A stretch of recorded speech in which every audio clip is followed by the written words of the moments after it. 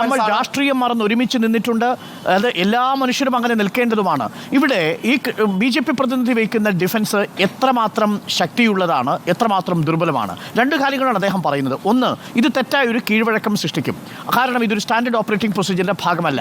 അന്തർദേശീയ ദുരന്തമുഖങ്ങളിൽ വിദേശകാര്യ സഹമന്ത്രിയാണ് പോകുന്നത്, അല്ലെങ്കിൽ വിദേശകാര്യ മന്ത്രിയാണ് പോകുന്നത്. എംബസി വഴിയാണ് കാര്യങ്ങൾ ഏകോപിപ്പിക്കുന്നത്. അവിടെ സംസ്ഥാനങ്ങൾക്ക് ഒരു റോളുമില്ല. രണ്ടാമത്തെ പ്രധാനപ്പെട്ട കാര്യം, ഈ സമയത്ത് പോകുന്നത് കൊണ്ട് നികുതി നഷ്ടമുണ്ടാകുന്നു എന്നുള്ളതാണ്.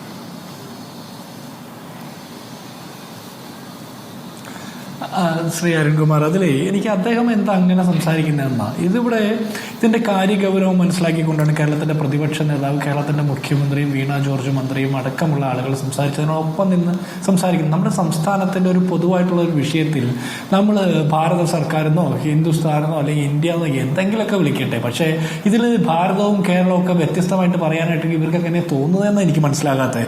അദ്ദേഹം പറഞ്ഞത് നികുതി പണം ചെലവാക്കുമെന്ന്. ഇവിടെ നരേന്ദ്രമോദി കേരളത്തിന്റെ ഇന്ത്യയുടെ പ്രധാനമന്ത്രി നരേന്ദ്രമോദി എത്രയോ രാജ്യങ്ങൾ സന്ദർശിച്ചു കഴിഞ്ഞ 10 വർഷത്തിനിടയിൽ. അതിൽ നിന്ന് എത്രത്തോളം ഗുണങ്ങൾ കിട്ടി എന്നൊക്കെ ചോദിച്ചാൽ അത് നമുക്ക് വലിയ ഡിബേറ്റബിൾ ഇഷ്യൂ ആണ്. ഇപ്പോൾ തന്നെ ഇന്ത്യയുടെ, താങ്കൾ BJPയുടെ പ്രതിനിധി പറഞ്ഞ പോലെ, ഭാരതത്തിന്റെ പൗരന്മാരായിട്ടുള്ള ആളുകൾ കുവൈറ്റിൽ വെന്ത് മരിച്ചപ്പോൾ അദ്ദേഹത്തിന്റെ യാത്ര ഒഴിവാക്കിയില്ല ഇന്ത്യയുടെ പ്രധാനമന്ത്രി. അദ്ദേഹത്തിന് പോകാനുള്ള യാത്രകളുമായിട്ട് പോയി.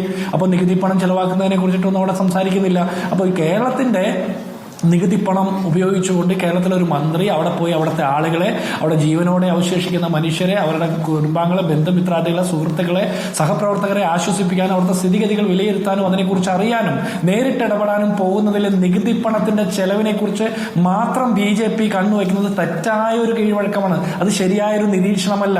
ദുരന്തമുഖത്ത് പണത്തിന് വിലയിടുന്നത് BJPയുടെ നിലപാടാണ്. എനിക്ക് മുമ്പ് അരുൺകുമാർ അത് കൃത്യമായിട്ട് സൂചിപ്പിച്ചു. പ്രളയം വരുമ്പോഴും അതിന് ഹെലികോപ്റ്റർ വരുമ്പോഴും അല്ലെങ്കിൽ രക്ഷപ്പെടുത്തിയതിന് പണം ചോദിക്കുകയും അരി തന്നതിനൊക്കെ പണം ചോദിക്കുക എന്ന് പറഞ്ഞാൽ അത് BJPയുടെ ഒരു പ്രഖ്യാപിത നിലപാടാണ് ദുരന്തമുഖത്ത് പണം വാങ്ങുക എന്നുള്ളത്. രണ്ടാമത്തത്, ആ മനുഷ്യരുടെ അവസാന നിമിഷത്തിൽ പോലും കൂടെ നിൽക്കാൻ, അല്ലെങ്കിൽ അവരുടെ അത്തരം ആശുപത്രി സാഹചര്യത്തിൽ, അവരുടെ അത്തരം അപകട സന്ദർഭങ്ങളിൽ പോലും കൂടെ നിൽക്കാൻ സാധിച്ചില്ലെങ്കിൽ പിന്നെ നമ്മുടെ മന്ത്രിമാരും മന്ത്രിസഭയും നമ്മുടെ ജനപ്രതിനിധികളും ഭരണകൂടവും ഒക്കെ എന്തിനു വേണ്ടിയിട്ടാണെന്ന് നിങ്ങൾ പറയുന്നത്? എന്തിനു വേണ്ടിയിട്ടാണ് നമ്മൾ നികുതി പണം ചെലവഴിക്കുന്നത്?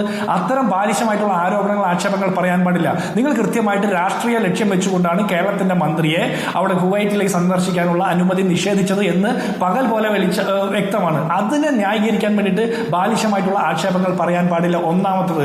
രണ്ട്, നിങ്ങൾ ഈ പറയുന്ന സങ്കടങ്ങൾ നിങ്ങൾക്കുണ്ടായിരുന്നെങ്കിൽ ഇന്ത്യയുടെ പ്രധാനമന്ത്രിയുടെ യാത്ര അദ്ദേഹം ഒഴിവാക്കുന്നത് നമ്മൾ കണ്ടിട്ടില്ല. ഇപ്പോൾ അരുൺകുമാർ തന്നെ ചോദിച്ച ഒരു ചോദ്യമില്ലേ, എന്തുകൊണ്ടാണ് കേന്ദ്രമന്ത്രിമാരടക്കം നെടുമ്പാശ്ശേരിയിൽ വന്ന് മൃതദേഹത്തെ ആദരവ് പ്രകടിപ്പിക്കേണ്ട ഒരു സാഹചര്യം വന്നത്, എന്തുകൊണ്ടാണ് മറ്റ് സംസ്ഥാനങ്ങളിൽ പോകാതിരുന്നത്, എന്തുകൊണ്ടാണ് എന്ന് ചോദിക്കുമ്പോൾ ഏറ്റവും കൂടുതൽ ബാധിക്കപ്പെട്ട ആളുകൾ മലയാളികളാണ്. ഏറ്റവും കൂടുതൽ ബാധിക്കപ്പെട്ട സംസ്ഥാനം കേരളമാണ്.